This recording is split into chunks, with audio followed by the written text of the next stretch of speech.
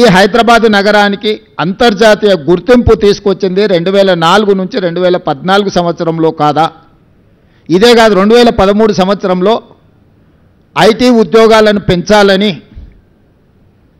ITIR కారిడార్ను Telangana రాష్ట్రానికి మన్మోహన్ సింగ్ గారు ఇస్తే, మోడీ గారు చంద్రశేఖరరావు గారు 2017లో ఐటీ కారిడార్ను రద్దు చేసి లక్షలాది మంది ఐటీ నిపుణుల యొక్క ఉద్యోగ ఉపాధి అవకాశాలను పోగొట్టింది కేసీఆర్, నరేంద్ర మోడీ గారు కాదా?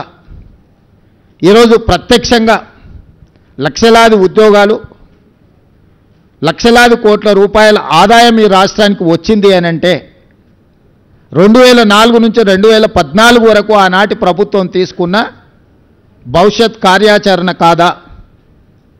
మరి 2014 నుంచి 2024 వరకు చంద్రశేఖరరావు గారు, నరేంద్ర మోడీ గారు, కిషన్ రెడ్డి గారు, కేటీఆర్ ఈ నలుగురు కలిసి హైదరాబాదు నగరంలో చేసిన అభివృద్ధి ఏదో ఒకటి చెప్పండి.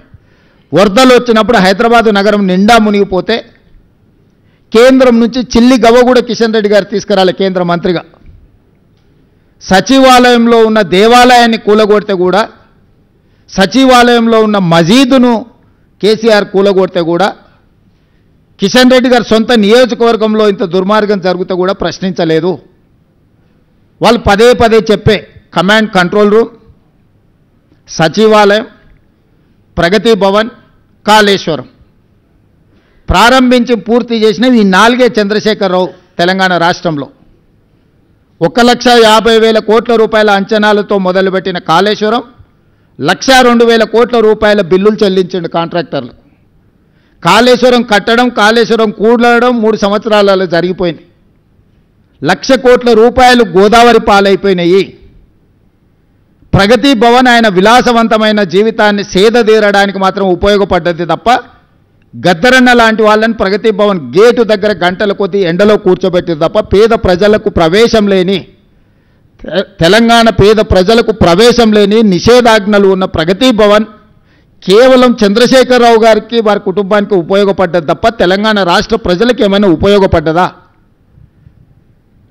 ఈరోజు మేము కట్టినమని చెప్పుకుంటున్న సచివాలయం ఉమ్మడి రాష్ట్రానికే పరిపాలనను అందించి 23 జిల్లాలను దాదాపుగా 10 కోట్ల ఉమ్మడి రాష్ట్ర ప్రజలకు పరిపాలన అందించిన వసతులున్న నికార్సైన ఉమ్మడి ఆంధ్రప్రదేశ్ సచివాలయాన్ని కూలగొట్టి 2,000 కోట్ల రూపాయలు ఖర్చు పెట్టి కట్టిన సచివాలయం కేవలం కొడుకు రాజకీయ భవిష్యత్తు కోసం వాస్తును సరిదిద్దడానికే కూలగొట్టి కొత్తది నిర్మించిండు.